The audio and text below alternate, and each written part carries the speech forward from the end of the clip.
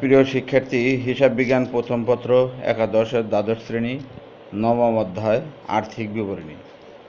তা আমি প্রথমেই প্রিয় শিক্ষার্থীদের জানাচ্ছি, হিসাব বিজ্ঞান প্রথম পত্রে ক বিভাগে দুটি আবশ্যিক সৃজনশীল প্রশ্ন থাকে, 10, 10, 20। সেই দুইটি প্রশ্ন এই নবম অধ্যায় থেকে থাকে, কাজেই এই অধ্যায়ের গুরুত্ব খুবই বেশি। এখন আমি এই অধ্যায়ের প্রথম থেকে ভূমিকা থেকে শুরু করব। ভূমিকা: প্রতিটি ব্যবসায় প্রতিষ্ঠানের একটি নির্দিষ্ট সময়ান্তে আর্থিক অবস্থার জানার প্রয়োজন হয়। আর্থিক অবস্থার মধ্যে দুটো বিষয় জরুরিভাবে জানার প্রয়োজন হয়। এর মধ্যে একটি হলো কারবারের লাভ ক্ষতির পরিমাণ এবং অপরটি হলো কারবারের সম্পদ এবং দায় দেনার পরিমাণ নির্ণয়।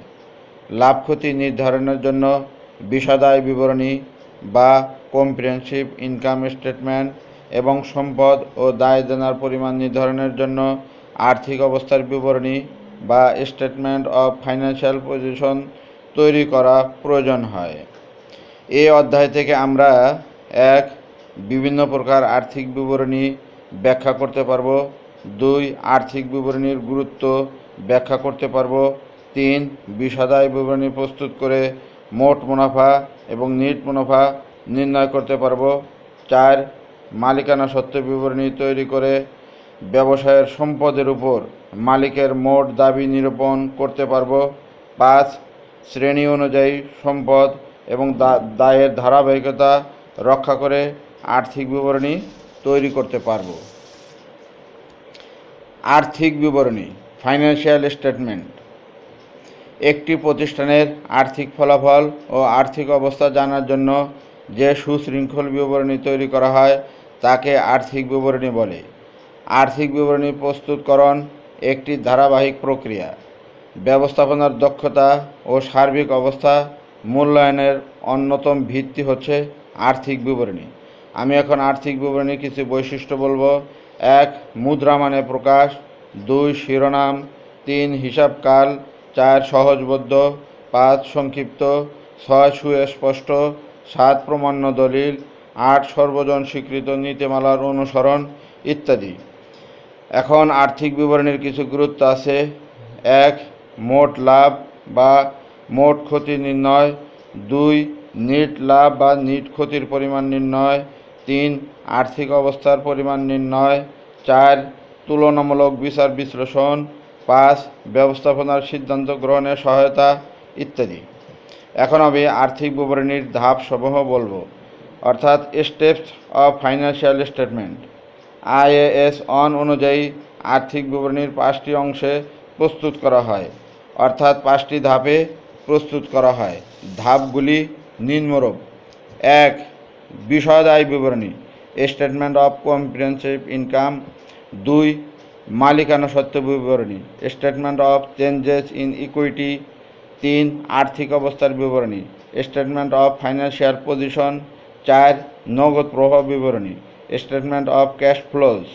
5, আর্থিক অবস্থার বিবরণীতে ব্যবহৃত প্রয়োজনীয় নোট ও গুরুত্বপূর্ণ হিসাবের নীতিমালা, অর্থাৎ notes comprising a summary of significant accounting policies and others explanatory information. এখন আমি এক মালিকানা কারবারের আর্থিক বিবরণী কি তুলে ধরব। এক মালিকানা কারবারের অধিকাংশ ক্ষেত্রে প্রথম 3টি ধাপ অনুসরণ করা হয়। 1, বিশদায় বিবরণী। একটি ব্যবসায়ের লাভ ক্ষতি নির্ণয়ের উদ্দেশ্যে যে বিবরণী তৈরি করা হয় তাকে বিশদায় বিবরণী বলে। বিশদায় বিবরণীতে মুনাফা জাতীয় আয় ও মুনাফা জাতীয় ব্যয় লিপিবদ্ধ করা হয়। সেবা প্রদানকারী ব্যবসা প্রতিষ্ঠান যারা পণ্য ক্রয় বিক্রয় করে না বরং সেবা প্রদান করে, যেমন বিজ্ঞাপনী সংস্থা, এরকম ব্যবসায়ের আয় থেকে সেবা প্রদানের যাবতীয় ব্যয় বাদ দিলে নিট মুনাফা পাওয়া যায়। অপরদিকে পণ্য ক্রয় বিক্রয়কারী ব্যবসায়ের পণ্য বিক্রয়লব্ধ অর্থ থেকে বিক্রিত পণ্যের ব্যয় বাদ দিলে মোট মুনাফা পাওয়া যায়। আর মোট মুনাফার সাথে অন্যান্য পরোক্ষ আয় যোগ করে সমষ্টি হতে পরোক্ষ ব্যয় বাদ দিলে নিট মুনাফা পাওয়া যায়। বিশদ আয় বিবরণীর গুরুত্ব তুলে ধরছি। 1. মোট লাভ বা মোট ক্ষতি নির্ণয়। 2. তুলনামূলক বিচার বিশ্লেষণ। 3. কার্যকর নিয়ন্ত্রণ। 4. আর্থিক বিশ্লেষণ। 5. দক্ষতা নিরূপণ। 6. মূলধন অক্ষুণ্ণ রেখে উত্তোলনের সর্বোচ্চ সীমা নির্ধারণ। 7. মুনাফা বৃদ্ধির ব্যবস্থা করা। 8. আয়কর নিরূপণ ইত্যাদি। এখন আমি আয় বিবরণীর শ্রেণীবিভাগ তুলে ধরব। আয় বিবরণী দুইভাবে তৈরি করা যায়। এক ধাপ আয় বিবরণী অর্থাৎ সিঙ্গেল স্টেপ ইনকাম স্টেটমেন্ট। এক ধাপ আয় বিবরণীতে সকল প্রকার আয় এক ধাপে এবং সকল প্রকার খরচসমূহ পৃথক আরেকটি ধাপে দেখানো হয়, অর্থাৎ আয়গুলির সমষ্টি হতে খরচগুলির সমষ্টি বাদ দিয়ে নিট মুনাফা বা নিট ক্ষতি নির্ণয় করা হয়। এক ধাপ আয় বিবরণীর সুবিধা হলো এক নজরে সকল আয় এবং সকল প্রকার ব্যয় সম্পর্কে ধারণা পাওয়া যায়। 2. বহুধাপ আয় বিবরণী অর্থাৎ মাল্টিপল স্টেপ ইনকাম স্টেটমেন্ট। বহুধাপ আয় বিবরণীতে আয় ও খরচগুলোর জন্য একাধিক ধাপ খোলা হয়, যেমন নিট বিক্রয়, বিক্রিত পণ্যের ব্যয়, মোট মুনাফা, পরোক্ষ পরিচালন আয়, পরিচালন ব্যয়, পরিচালন মুনাফা, অপরিচালন আয়, অপরিচালন ব্যয় এবং নিট মুনাফা ইত্যাদি। অর্থাৎ এক ধাপ আয় বিবরণীর অসুবিধা দূর করার জন্যই বহুধাপ আয় বিবরণী তৈরি করা হয়। এখন আমি সেবা প্রদানকারী প্রতিষ্ঠানের বিশদ আয় বিবরণী, comprehensive income statement of service providing organization, অর্থাৎ সেবামূলক প্রতিষ্ঠানের ক্ষেত্রে সাধারণত এক ধাপ আয় বিবরণী তৈরি করা হয়, অর্থাৎ সকল আয়কে একসাথে দেখানো হয় এবং সকল ব্যয়কে একসাথে দেখানো হয় এবং দুটির পার্থক্যই নিট লাভ বা নিট ক্ষতি হতে পারে।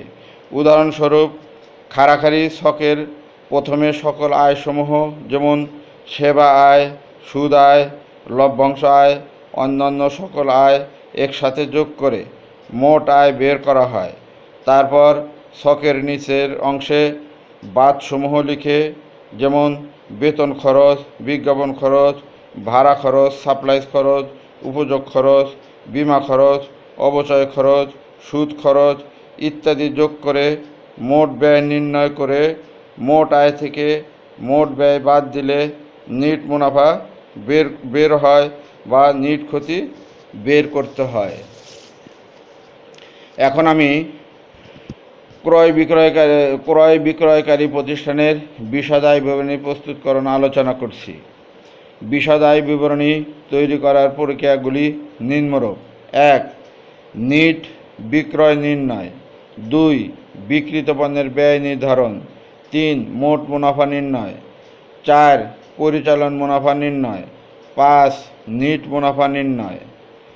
এখন আমি দেখব নিট বিক্রয়টা কী, অর্থাৎ বিক্রয়ের সাথে সম্পর্কিত সমন্বয়গুলি যোগ বিয়োগ করার মাধ্যমে নিট বিক্রয় নির্ণয় করা হয়, অর্থাৎ ক্রয় বিক্রয়কারী প্রতিষ্ঠানে বিশদ আয় বিবরণী প্রস্তুতের প্রথমেই নিট বিক্রয় দিয়ে শুরু করা হয়। 2. বিক্রিত পণ্যের ব্যয় কী? প্রারম্ভিক মজুত পণ্যের সাথে ক্রয় এবং অন্যান্য প্রত্যক্ষ খরচ যোগ করে যোগফল থেকে সমাপনী মজুত বাদ দিয়ে বিক্রিত পণ্যের ব্যয় নির্ণয় করা হয়। 3. মোট মুনাফা কী? নিট বিক্রয় থেকে বিক্রিত পণ্যের ব্যয় বাদ দিয়ে মোট মুনাফা নির্ণয় করা হয়। 4. পরিচালন মুনাফা কী? মোট মুনাফার সাথে পরোক্ষ পরিচালন আয় যোগ করে যোগফল থেকে পরোক্ষ পরিচালন ব্যয় বাদ দিয়ে যে মুনাফা পাওয়া যায় তাকে পরিচালন মুনাফা বলা হয়। এখন নিট মুনাফা কী? পরিচালন মুনাফার সাথে অপরিচালন আয় যোগ করে যোগফল থেকে অপরিচালন ব্যয় বাদ দিয়ে যে মুনাফা পাওয়া যায় তাকে নিট মুনাফা বলে, অর্থাৎ নিট মুনাফা নির্ণয়ের মাধ্যমে কারবারির বিশদ আয় বিবরণীর সমাপ্তি হয়। এখন আমি বিশদ আয় বিবরণীর একটি নমুনা ছক তুলে ধরছি। খাড়াখাড়ি 3টি টাকার কলাম তৈরি করতে হবে। এর উপরে থাকবে প্রথমেই থাকবে প্রতিষ্ঠানের নাম, দ্বিতীয় অংশে থাকবে আর্থিক আয় বিবরণী, বিশদ আয় বিবরণী, তৃতীয় থাকবে 31শে ডিসেম্বর সমাপ্তি বছরের জন্য প্রস্তুত। এর নিচেই থাকবে নিট বিক্রয়, অর্থাৎ বিক্রয় যোগ অলিখিত বিক্রয় বাদ বিক্রয় ফেরত বাদ বিক্রয় বাটা বাদ বিক্রয় ভ্যাট ইত্যাদি করে নিট বিক্রয় নির্ণয় করা হয়। এখান থেকে বাদ যাবে বিক্রিত পণ্যের ব্যয়। বিক্রিত পণ্যের ব্যয়গুলো আমি বলছি, প্রারম্ভিক মজুত পণ্য, এছাড়াও থাকে ক্রয় যোগ অলিখিত ক্রয় বাদ ক্রয় ফেরত বাদ ক্রয় বাটা বাদ বিনামূল্যে পণ্য বিতরণ বাদ ক্রয় ভ্যাট। এখন পাওয়া যাবে নিট ক্রয়। এছাড়াও আন্তঃপরিবহন, মজুরি, আমদানি শুল্ক, ডক চার্জ, নগর শুল্ক ইত্যাদি যোগ করে সমাপনী মজুত পণ্য বাদ দিয়ে বাকি ব্যয়সমূহ নিট বিক্রয় থেকে বাদ দিলে মোট মুনাফা পাওয়া যাবে। এখন এই মোট মুনাফার সাথে যোগ করতে হবে পরোক্ষ পরিচালন আয়, যেমন বাটা প্রাপ্তি, কমিশন প্রাপ্তি, জ্বালানি ব্যবসার মুনাফা। এখান থেকে বাদ যাবে পরোক্ষ পরিচালন ব্যয়, যেমন বেতন, ভাড়া, বিক্রয় পরিবহন, বিদ্যুৎ খরচ, অফিস খরচ বাটা প্রদান, স্থায়ী সম্পদের মেরামত, ডাক ও তার, বিজ্ঞাপন, মণিহারি, ভ্রমণ খরচ, বিমা খরচ, কমিশন প্রদান, স্থায়ী সম্পদের অপচয়, সুনামের অবলোপন, ইজারা সম্পত্তির অবলোপন, অনাদায়ী পাওনা যোগ নতুন অনাদায়ী পাওনা যোগ নতুন অনাদায়ী পাওনা সঞ্চিতি বাদ পুরাতন সঞ্চিতি। এখন পাওয়া যাবে পরিচালন মুনাফা। এখন পরিচালন মুনাফার সাথে যোগ হবে অপরিচালন আয়, যেমন স্থায়ী সম্পদের বিক্রয়জনিত মুনাফা, বিনিয়োগের সুদ, উত্তোলনের সুদ, প্রদত্ত ঋণের সুদ, ব্যাংক জমার সুদ, শিক্ষানবিশ সালামি, উপভাড়া, প্রাপ্ত লভ্যাংশ ইত্যাদি। এখান থেকে বাদ যাবে অপরিচালন ব্যয়, যেমন স্থায়ী সম্পত্তি বিক্রয়জনিত ক্ষতি, মূলধনের সুদ, ঋণের সুদ, ব্যাংক জমাতিরিক্ত সুদ, ব্যাংক চার্জ, শিক্ষানবিশ ভাতা, চুরিজনিত ক্ষতি ইত্যাদি। এগুলা করে পাওয়া যাবে অপরিচালন আয় বা ব্যয়। পরিচালন মুনাফার অপরিচালন আয় বা ব্যয় যোগ বিয়োগ করে নিট মুনাফা পাব। এভাবেই বিশদ আয় বিবরণীর কার্যক্রম সমাপ্তি হবে। এখন আমি বলছি মালিকানা সত্ত্ব বিবরণী। এক মালিকানা কারবারের মালিকানা সত্ত্ব বিবরণীর ধারাবাহিকতা নিম্নরূপ। 1. মালিকানা সত্ত্বের প্রারম্ভিক উদ্বৃত্ত লেখার মাধ্যমে মালিকানা সত্ত্ব বিবরণী তৈরির কাজ শুরু করতে হবে। যদি মালিকানা সত্ত্বের প্রারম্ভিক উদ্বৃত্ত না থাকে তাহলে প্রারম্ভিক উদ্বৃত্তের স্থলে প্রারম্ভিক মূলধন লিখতে হবে। 2. প্রারম্ভিক উদ্বৃত্ত এবং প্রারম্ভিক মূলধনের সাথে অতিরিক্ত মূলধন, নিট লাভ, মূলধনের সুদ ইত্যাদি যোগ করে যোগফল থেকে উত্তোলনের সুদ বিয়োগ করে সমাপনী উদ্বৃত্ত বা সমাপনী মূলধন নির্ণয় করতে হবে। অর্থাৎ সমাপনী উদ্বৃত্ত বা সমাপনী মূলধন নির্ণয়ের মাধ্যমে মালিকানা সত্ত্ব বিবরণীর কার্যক্রমের সমাপ্তি হয়। তাই প্রিয় শিক্ষার্থী, আমাদের এই নবম অধ্যায়ের এটি প্রথম ধাপ। পরবর্তীতে আমি বিস্তারিতভাবে দ্বিতীয় ধাপ তোমাদের সামনে তুলে ধরব। তো সবাইকে ধন্যবাদ।